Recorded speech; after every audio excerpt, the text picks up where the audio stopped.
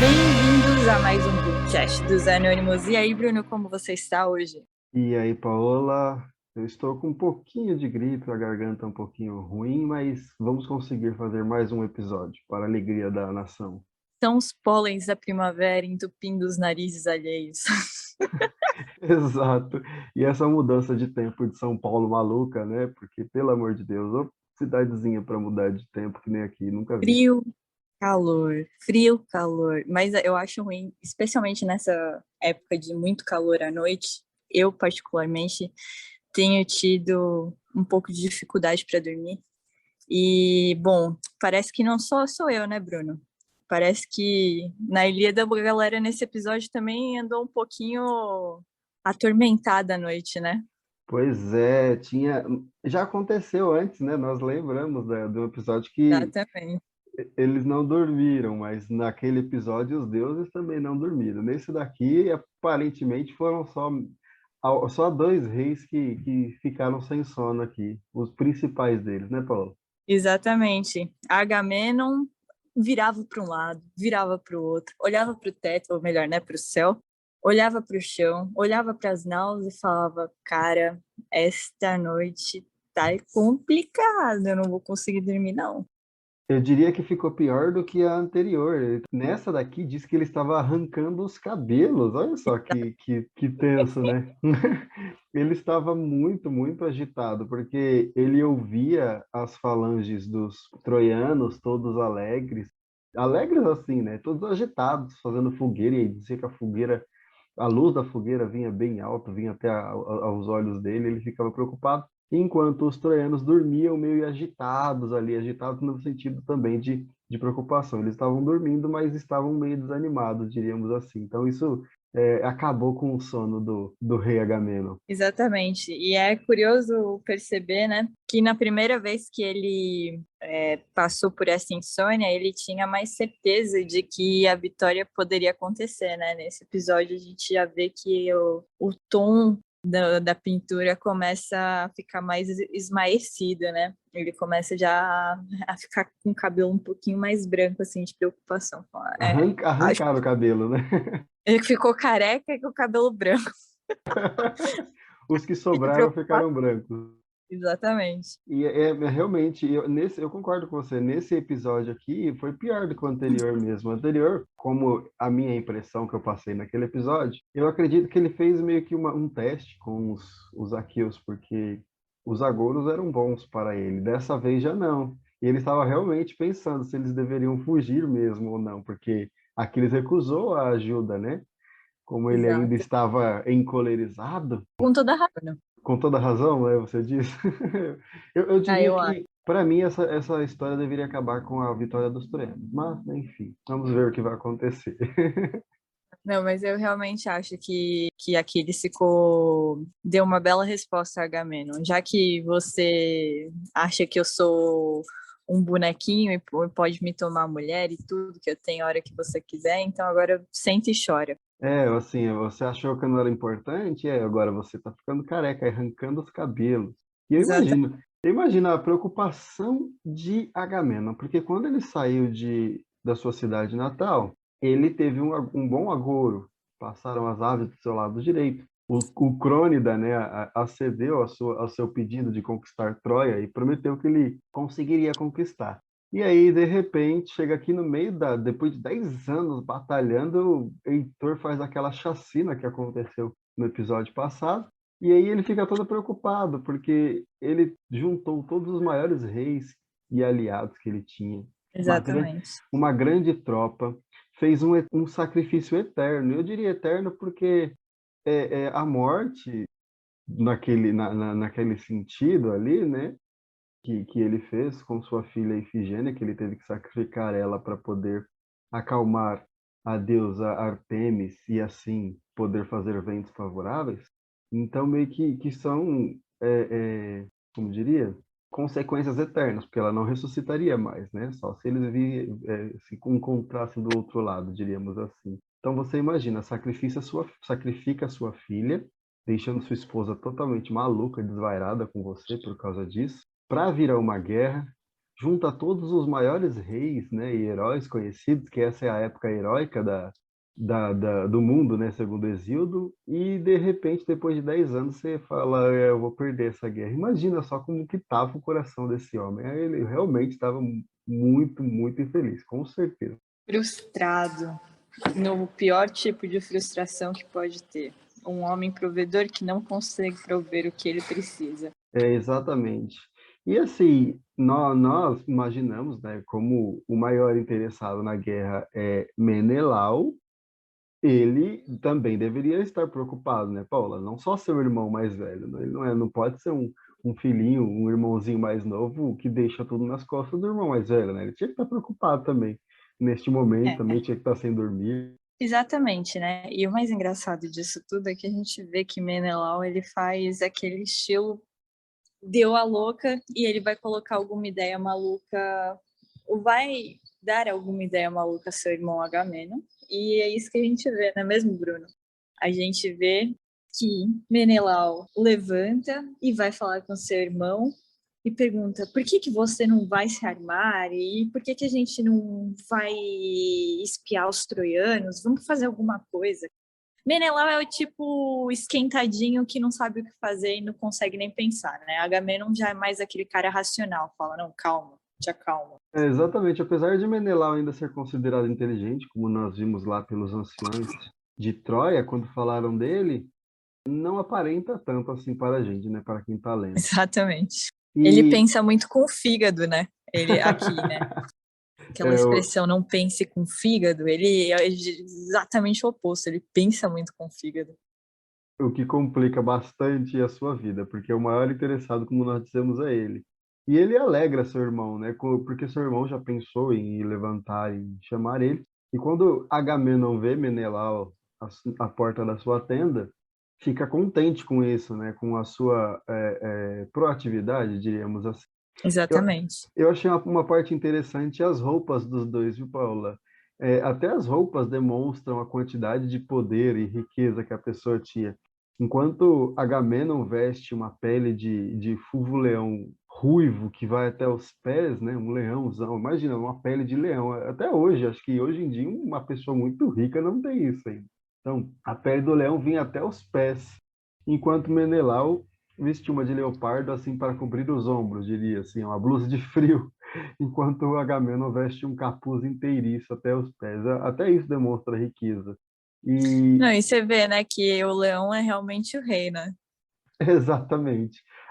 Nesse caso, eu nem vou dizer tanto que o leão é o rei, porque parece que Diomedes tem uma igualzinha ao do Agamenon, compraram na mesma loja. Se você É uma boa. se vê um pouquinho para frente aqui, quando Diomedes é É. acordado, ele tem uma igualzinha a de Agamemnon, mas é engraçado. Fica a questão, será que eles comiam leão também? Boa pergunta, né? Aqui não fala nada sobre isso. Eu acredito que não, né? O Espero famoso que não também. churrasquinho de gato naquela época. De gato gigante neste caso. Viu, Mas gente? O churrasquinho de gato já é bem antigo. é Não por é isso da que nossa época, não. é por isso que chama churrasquinho grego, entendi, é de gato. É, exatamente, viu? Tudo tem uma lógica. Nossa, você vê, a literatura grega serve para tudo nessa vida. Não, mas, gente, modéstia à parte, a gente tá sacaneando aqui. Não tem nada a ver com isso, mas né, faz parte. Faz parte do episódio. Mas o interessante e o importante é que a primeira pessoa que eles sempre pensam em falar quando precisam de conselhos é, obviamente, Nestor de Gerênia, né, Paulo? Exatamente, exatamente. Nestor é o pai dos meninos, né? Que funciona como um pai, né? É o cara que vai dar sábios conselhos. É quase um vovozinho dele já, talvez, mas É, é o famoso ancião inteligente. Não tem como, não tem nem comparação a capacidade intelectual de Nestor para os outros, até mesmo para Ulisses, que é o mais inteligente, diria, dos guerreiros, porque Nestor, apesar de estar lá, não guerreia. E o que me chamou a atenção também é que, assim, ele é tão bem quisto, não apenas por ser ancião e ter bons conselhos por ter vivido muito, mas ele viveu também uma vida longa de guerra, né? A própria descrição da armadura de Nestor, ou das armas e da armadura dele, demonstram que ele teve uma vida de guerra. Fala da sua arma coruscante, né? Que era bem Exato, brilhante. Então, você percebe que ele tinha uma grande riqueza e também tinha uma grande fama como um grande conquistador, um grande guerreiro também. E isso também exato. dá a ele esse título do grande conselheiro dos troianos, ou dos troianos, não, dos aqueus, nesse sentido. E aí, obviamente, que é sempre a eles que eles vão procurar. E aí, quando Agamenon fala para Menelau que ele vai até Nestor falar com ele manda Menelau ir chamar todos os reis, né?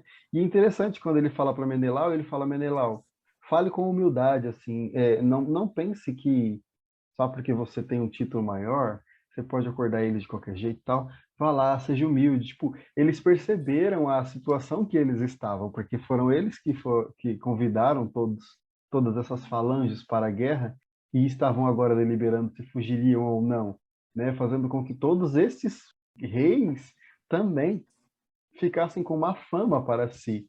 Então eles sabem o problema que os acarreta e enfim, né, essa vergonha que seria para o nome deles e também desses outros reis. Então, quando ele fala para Menelau ir até eles falar, ele exorta para que Menelau seja humilde na maneira de falar. Então, Agamenon demonstra sabedoria nesse sentido, a sabedoria que o rei deve realmente ter. Exatamente. A gente vê, assim, né? Ele funciona realmente como um bom pastor, ele conhece seu rebanho. E aí eles decidem que eles vão acordar a tropa, né? E quem que é a tropa? O nosso querido Tígida Diomedes, o enfurecido. Eles vão também acordar Ajax, Ulisses e o valente o filho de Fileu, Meges, né? E Domeneu também, né? E o Lanceiro Idomeneu. É, E o primeiro que eles exatamente. acordam, como sempre, é o inteligente, né? Diomedes. Não, o primeiro Ah, foi não, Ulisses. Ulisses, Exato. é verdade, tem razão. E aí você já percebe a diferença que uma pessoa inteligente, uma pessoa com grande sabedoria, atrai, eu diria, ou faz com que as outras pessoas a respeitem mais do que uma pessoa que tem apenas poder e força, né? Força física ou bom em batalha. Nos cantos anteriores todos, nós vimos Diomedes destroçando, né, Paola? Todos os troianos. Ele fez uma chacina em quase todos os capítulos. Era o mais corajoso, tanto que no capítulo em que o próprio Nestor fica preso, ele grita para Ulisses que ajudasse ele a salvar o ancião, e Ulisses não teve a coragem de fazer isso, de salvar o ancião, ajudando Diomedes, e ele vai sozinho e salva. Porém, na hora de acordar, nós vemos as diferenças de que uma boa oratória, uma inteligência faz. Ulisses, ao ser acordado por Nestor, ele apenas o chama, né, pela voz, ali diz, né, claramente, que ele chama por Ulisses, né, ou grita. Ao chegar a Diomedes, ele faz de maneira diferente, ele dá um chute em Diomedes. O próprio Nestor dá um Exatamente. chute em Diomedes para ele acordar. Então você vê que o que uma pessoa inteligente, que faz com que as outras a respeitem, tem uma diferença enorme, né? Uma diferença enorme nisso. Outra questão interessante com Diomedes é que eles estavam dormindo, né? Ele e seus comandados, que ele era o chefe de tropa, era um rei, todos eles estavam dormindo com o escudo por sobre as cabeças, ou seja, já se protegendo, já pronto para levantar para a batalha, e as lanças estavam fincadas na terra em riste, já pronta para assim que eles levantassem, eles tirassem ela da terra e já preparassem para a batalha. Então, assim, eles já estavam dormindo prontos, diríamos assim, né? Já estavam preparados, Era isso como... que eu ia falar. Eles eram, tipo assim, nem toma café de manhã, só acorda e vai, meu filho. Até porque não tinha ninguém para fazer café, nem nada, né, Bruno? Como a gente É, sabe. eles Então mesmos eles faziam. só levantavam, às vezes não tinha nem o que comer e ia pra batalha. Pois Tanto é é, que geralmente as noites, quando eles voltavam das batalhas, eram onde rolavam os banquetes, né? Ou seja, de manhã. Tem o sorobô sempre, né? Mas nunca se sabe o que sobrou. pois é. Sobraria mais ou menos as migalhas que Ésquilo fala que sobrou do banquete homérico. Exatamente. Bom, e então a gente vê que Diomedes acorda. E com ele, eles vão até... Até a entrada, até os espias, para conversar, né? Porque Agamenon tinha combinado com Menelau de se encontrar lá, enquanto ele chamaria Nestor e deliberaria, porque a ideia de Agamenon e de Menelau já era essa, que mandasse algum espia lá à noite para ver quais estratégias os troianos estavam fazendo, se iriam voltar para as muralhas, se ficariam lá e iriam batalhar logo na manhã seguinte. Então, Agamenon e Menelau já tinham deliberado não, né? Mas já tinham pensado nisso. E aí Já Agamenon tinham provavelmente... acordado isso, né? E aí Agamenon já foi até falar com Nestor já nesse sentido. Então, assim que todos os reis se reúnem, Nestor, ele já dá essa ideia. E aí ele solicita um espia. Ele pergunta para Alguém todos, né? Para todos os reis que estão ali, se tinha alguém corajoso, alguém disposto a realizar essa obra e tal. E ainda de diz, ser um assim, espião. Viu, é, gente? Desde aquela época, não é só o 007 que é espião, não. Naquela época a gente já tinha. não E é aí a algo gente novo. vê, não é o novo, exatamente. E aí nessa parte a gente vê uma coisa que eu achei curiosa, né? Que eles falam assim, pô, a gente sabe que Zeus parece que não tá do nosso lado, né? Mas vamos rezar pra Atenas, ou pra Atena, porque vai que ela decide, que ela pode ajudar a gente, que Eles ela pode ser uma já tinham pessoa legal. certeza que ela estava do lado deles, né? Principalmente Diomedes e Exato. Ulisses. Exatamente. Então eles pegam, eles rezam para Atena e eles oferecem uma vitela de ampla testa. Eu não consigo imaginar o que é uma vitela de ampla testa Eu nesse também caso. não, eu também fiquei aqui imaginando e não consigo. De repente era uma vitela inteligente, de acordo com a frenologia da Segunda Guerra dos Nazistas. Vai que, né? E Atena, bom, como já era esperado, ela os escutou, né? E escutou bem. Então, eles perceberam uma coisa muito interessante assim que eles terminaram a reza, que tinham passos que não eram deles ali, né, Bruno? Que tinha Exatamente. alguma coisa errada ali no, na região onde eles estavam, que falava, gente, tem alguém que. Olha só, Heitor já era tão safo, mas tão safo, que já tinha tido a ideia que eles tiveram antes deles, né? Paula, é interessante essa questão, porque Diomedes, ele é o único, todo mundo fica em silêncio, né? Quando Nestor pergunta quem tem coragem de ser o espia, todo mundo fica em silêncio. Diomedes não, ele é o impossível, é o sanguíneo do grupo, né? Então ele É, não ele é pensa, impossível demais. ele só É, faz. E aí, ele fala, ó, eu estou impelido a aceitar o seu pedido, ancião, mas eu preciso que vá alguém, porque... a frase dele, apesar dele não se considerar inteligente, a frase dele foi bem inteligente. E ele disse, porque duas pessoas deliberam melhor que uma, porque quando uma decidir algo ruim, a outra está lá para decidir, é, é, para dizer que não, né? Para, enfim, dar uma outra ideia melhor. E aí, então, quando Diomedes fala isso, outros diversos reis decidem ir, tomam coragem para ir com ele, se oferecem. Ajax, Ulisses, Ajax, perdão, Ulisses, e etc. O próprio Menelau também. E aí, Agamenon, né, solta aquela frasinha de sempre para proteger o irmão, né? Fala, ó, Diomedes, pode escolher quem você quiser, escolhe o melhor. Não vai escolher o pior, não, só por causa da sua realeza, já pensando para que ele não escolhesse Menelau. Menelau, exatamente. Pensa no irmãozinho filha da mãe, mas enfim. E aí Ulisses fala, já que você está falando para escolher o melhor, eu posso escolher mesmo, escolher o Ulisses, é claro, pela inteligência, que era isso que ele estava querendo. Exatamente. E aí foram ambos, né, e encontraram essa pessoa, diríamos, rastejando por ali próximo. Porque realmente Heitor também tinha deliberado a mesma coisa, prometeu grandes, Tesouros, grandes grandes tesouros, exato. E olha só que engraçado. Ele perguntou quem gostaria. E diferentemente dos dos aqueus, aqueus. que ficaram quietos, aqui, rapidamente Dólon se ofereceu. Acho que Exato. aqui você já percebe também como que estão as falanges, né?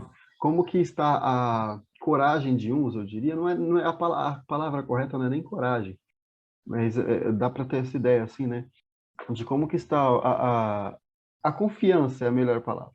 A confiança de um exército para o outro, porque Não só a Dallon se confiança, oferece mas a logo de gente cara. percebe que os aqueus, eles são meio... Eu não gosto de usar essa palavra, mas eles são bem covardes, assim, né, em geral. Porque desde o começo a gente vê que eles sempre demoram muito nessa resposta. Ah, precisa É um desafio, de... né? Exato. Quem quer? Aí todo mundo fica cri, passa sapo, grilo, o que for, e eles não se oferecem, né? E no caso aqui chega até descrever-se como que Dollon chega a Heitor, né? Que ele fala que não tem problema nenhum em ser incitado e se aproximar das naus, mas que ele quer que Heitor bata o cajado, né? O cetro e jure que carros adornados de bronze e cavalos serão dados a ele, né? E Caso ele pede os, ele... os carros e os cavalos de Aquiles. Olha só, Exatamente. o próprio autor aqui, né, Homero, já diz que foi estutícia dele. Porque, primeiro, que somente Aquiles consegue usar aqueles cavalos, porque ele é gerado por um deus, e os próprios aqueus mais poderosos que o Dolon não conseguem. E aí você vê a estutícia dele, ele se oferece muito rápido, sem pensar, né, de direito também, talvez um sanguíneo, querendo apenas a glória, porque ele já era muito rico. Ele não precisava de riqueza. Ele disse que ele tinha muito ouro e muita prata e muito ferro na E casa dele. muita... E exatamente, muito quando ferro ele... trabalhado. A gente vai ver na frente aí É. que quando ele... Bom, Continua, encontra a então galera, né? continua. Continua a história aí para a gente poder contar essa parte de Dolan, porque ele é muito estuto, né? Não tem como. Exato. Bom, então a gente vê que os meninos aqueus estão andando, decidem que vão parar para observar, né? E acabam encontrando o Dolon. E Dolon é um pouquinho cagão, né? Quando encontra os aqueus, ele se assusta, ele fala, ué, como assim? É engraçado que do jeito que Homero descreve, parece que ele começa a orar, assim que ele ouve o barulho, ele começa a rezar e olhar para trás, Exato, torcendo para que fossem os amigos dele. exato. E aí, quando ele não vê, ele começa a se tremer todo e bater os dentes, né? Ficar igual velho à noite. E, enfim, é muito engraçado porque acho que Ulisses que chega para ela, ele fala assim: pô, mas você já tá temendo a morte nem chegou, não. Te acalma aí, meu filho. Relaxa aí, né? Calma, respira, conta até 10. Já vai se entregar assim à morte? Quando ele vira, na verdade, e ele percebe que não são amigos, ele sai correndo. E quando ele é escolhido por Heitor, né, na verdade, quando ele se oferece, o autor explica que ele não era belo de aparência, mas as pernas eram rápidas, ou seja, ele era bom para correr. Era Provavelmente, veloz. provavelmente era um vencedor daqueles jogos, né, da onde tem aquela corrida. Então, provavelmente era um dos vencedores. Tanto é que ele começa a correr e tanto Ulisses quanto Diomedes não conseguem alcançar Não ele. alcançam, exato. Só que o Ulisses é inteligente. O Ulisses falou, ó, quando ele tentar fugir, antes mesmo dele se encontrarem e tal, porque como que acontece? Então, vamos falar um pouquinho dos detalhes aqui, Paulo, que é interessante, né? O Ulisses ouve uns passos, fala para Diomedes, fala, ó, estou ouvindo uns passos aqui. Vamos nos esconder, esperar ele passar, né, no sentido que ele estava indo, porque ele estava indo no sentido das naus. E aí, quando ele estiver numa distância de uma parelha de bois, não é nem de bois, como é o nome? É de burros, né? Numa parelha de burros. Aí a gente começa a ir atrás deles. Então eles deitaram ali, porque tinha um monte de cadáveres. Um monte de cadáveres. Eles deitaram ali, se disfarçaram de um dos cadáveres e De deixou mortes. dó. Igual Apocalipse Zumbi. Bem nojento. Pois é, só que nesse caso todos dormindo. É. Aí ele passou por eles, então eles levantam e aí falam para Dolon. O Dolon agora escuta os passos, aí tremendo, olha para trás, rezando que fosse amigos, e não é. E aí começa a correr, só que o Ulisses já tinha falado para Diomedes, ó, se ele tentar, se ele correr da gente, fecha o caminho para que ele não consiga voltar para os troianos, para que ele só consiga ir no sentido das naus. Tipo, para ele ficar preso aqui, sabe? Já tinha feito uma armadilha para ele. E aí ele não consegue alcançar. E aí Diomedes pega, quando vê que ele vai chegar perto das naus e que ele poderia ser morto por algum, como é o nome? Alguma sentinela, né?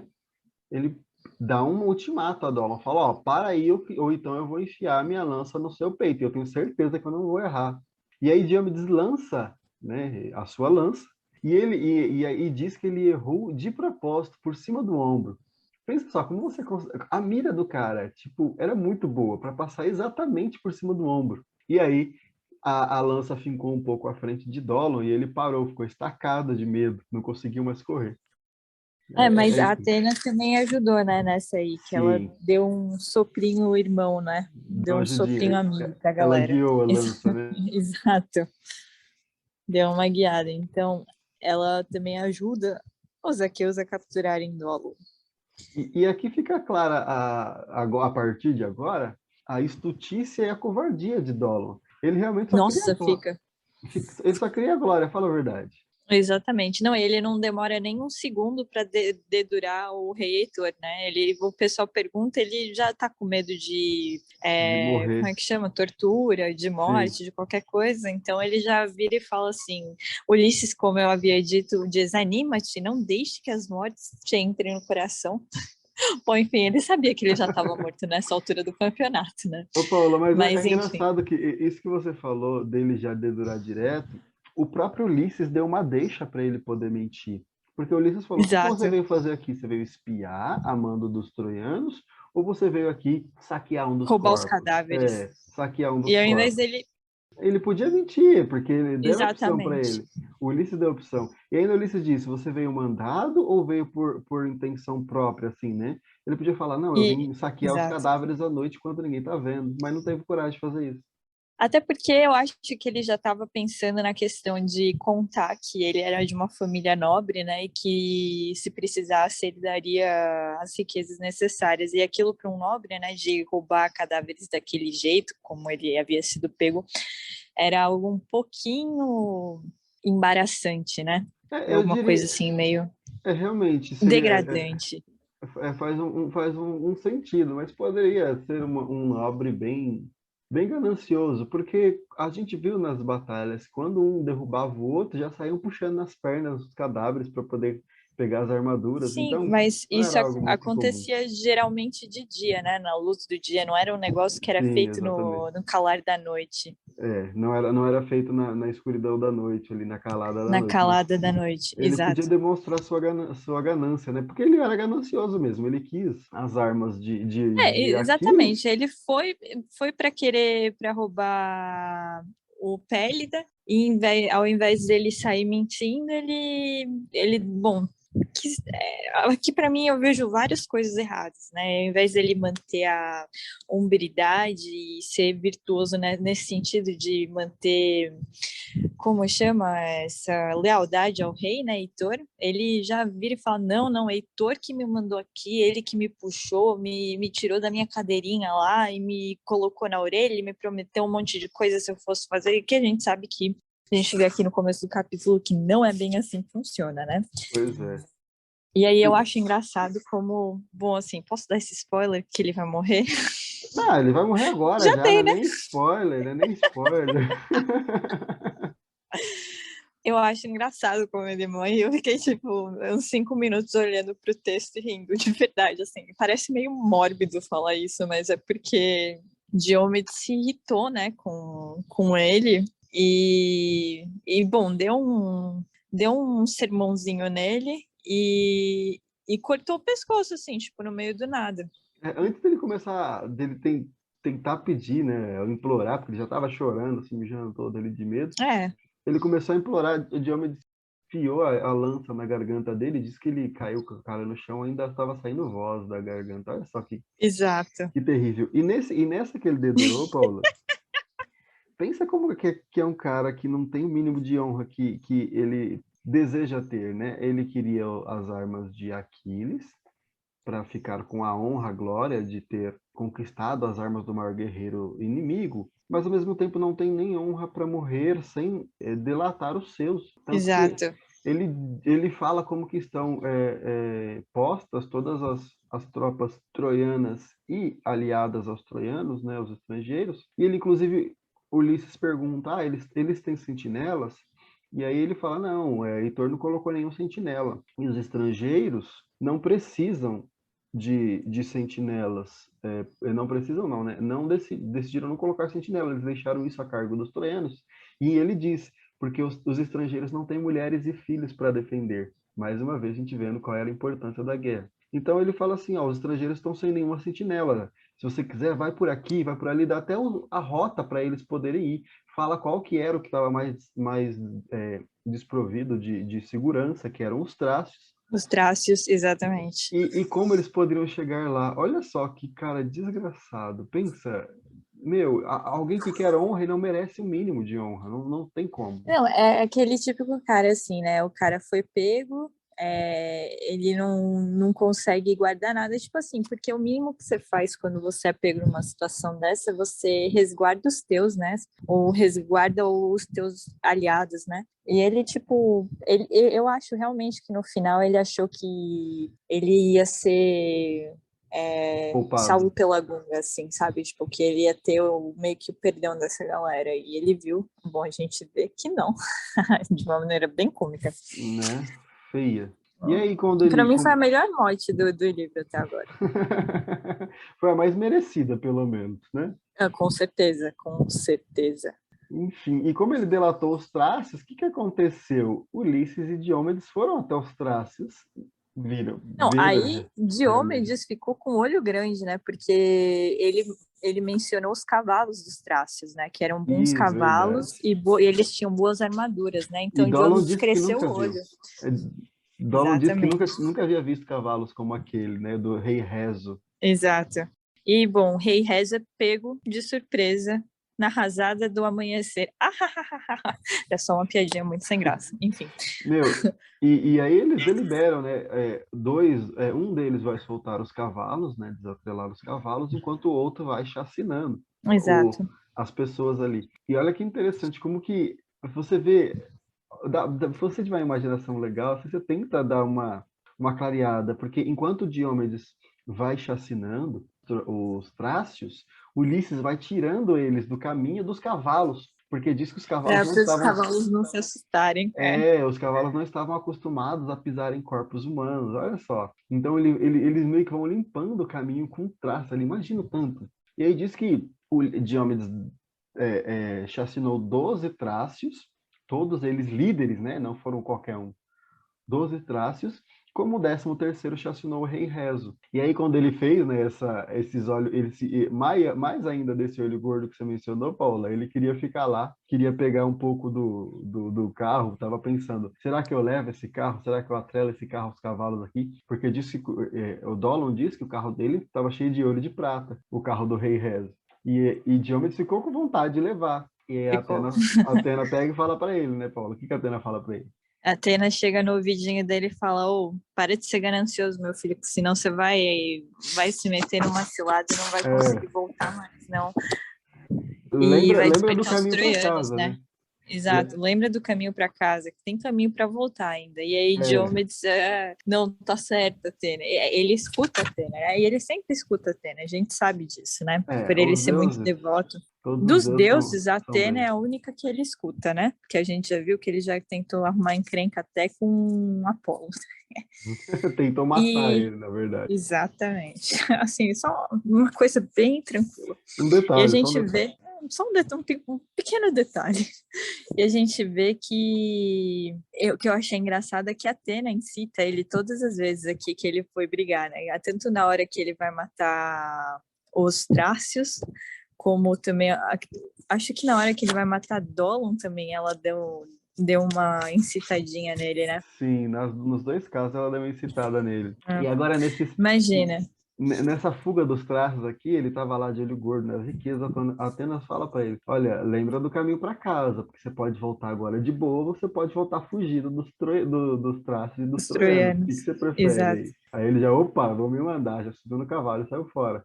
E ficaram É. apenas com os cavalos, né, que eram cavalos lindos, tanto que quando eles chegam nas naus, Nestor diz que, assim, vocês foram até lá mesmo ou algum deus deu esses cavalos para vocês? Porque, olha, cavalos são maravilhosos, assim, é coisa divina.